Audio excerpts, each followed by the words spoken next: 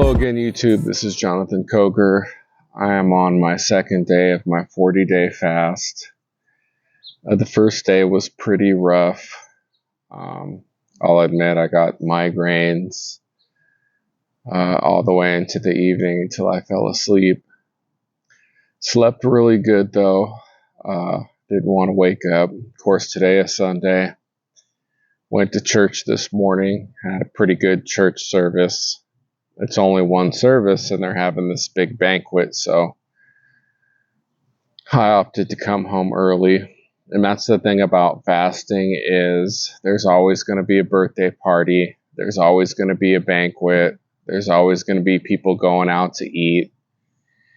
And just as I was getting ready this morning, I grabbed my wallet. You know, the thought in the back of my mind is we often go out to eat on Sunday. And,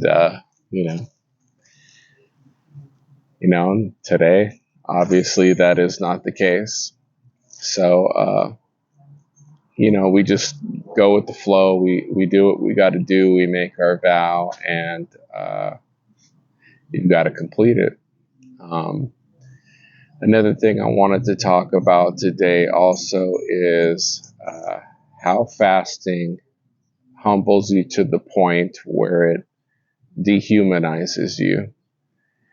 And basically, if you're tracking an animal or a human being, what can you track them by? Their waist, what they've eaten, maybe the fur that's caught on the tree. But when you fast and you're no longer eating, you're no longer part of the group, you're no longer celebrating, you're no longer one with everybody else, and it really dehumanizes you in a good way, I think, because life is, certain people are blessed at certain times, and when somebody else is going through a good time, you want to celebrate with them and not think selfishly, oh, it should be my time to be blessed. I should,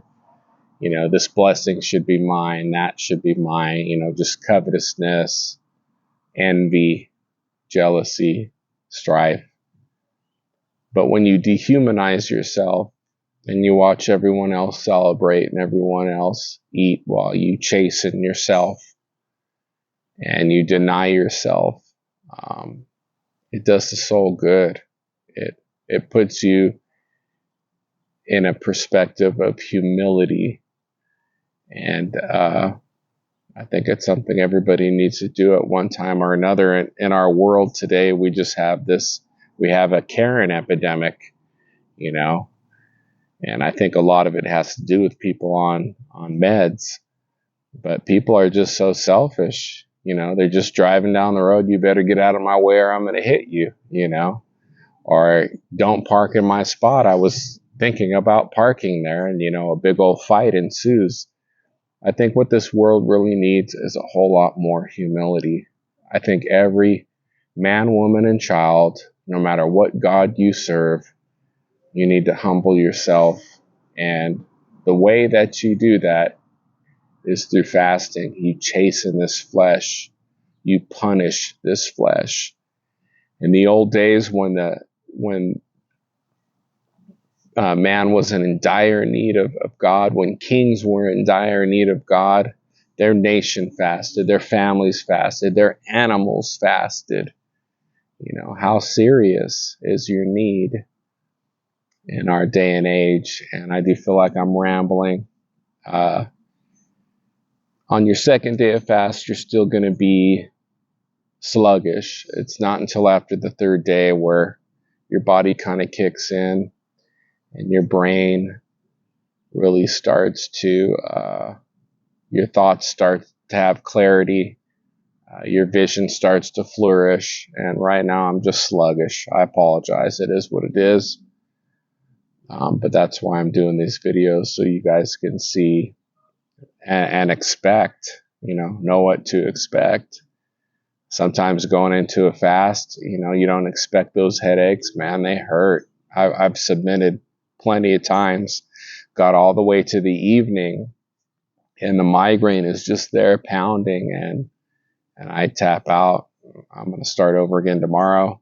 I'm not going to lie to you. I wanted to give up. I always want to give up the whole time through. I want to eat, and I'll be there one day, and I marked out the time that I'll be fasting, and the day that I'll break my fast is June 8th, I believe. And I'm going to go the whole month of May without eating. That's a whole month. That's hard, but I'm hoping that through this fast, some things come out of my heart, that somehow I can get back where I need to be, where I could walk with God, where I could be a Christian and not be so selfish. If I have to take it to the extreme, that's what I have to do. You may not be that way. You may be a naturally good person, and I love people that are just naturally good. They're an enjoyment to be around, but some people struggle. Some people have a dark side that they need to drain out, if you will.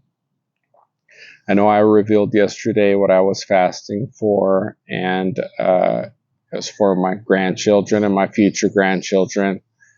And today I just had the thought that I want to fast for my relationship with God. Whatever's between us, I want it resolved. I want to be able to touch Him. I want to be able to have a relationship with Him, a close relationship. And I said something during prayer this morning that got the attention of God. And what I told Jesus was, I wish I lived in your day, because if I did, I would spend the money to travel wherever you were at, and I would hang on every word that you had to say. And God heard that prayer. I felt the Holy Ghost,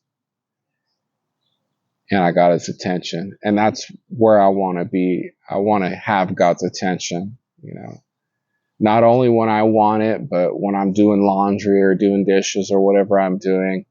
Those moments where God just moves in and He touches you and calls you into that divine appointment of prayer. That's where I want to be. So that's what I'm fasting for today. Again, I thank you for watching my videos, liking, subscribing, hit the notification bell. And I'm going to keep putting up these videos. I'm going to get better at doing this. I'm new at this, but I'm going to get better. Just give me time. And I thank you, all my friends, for watching, and I appreciate you. God bless.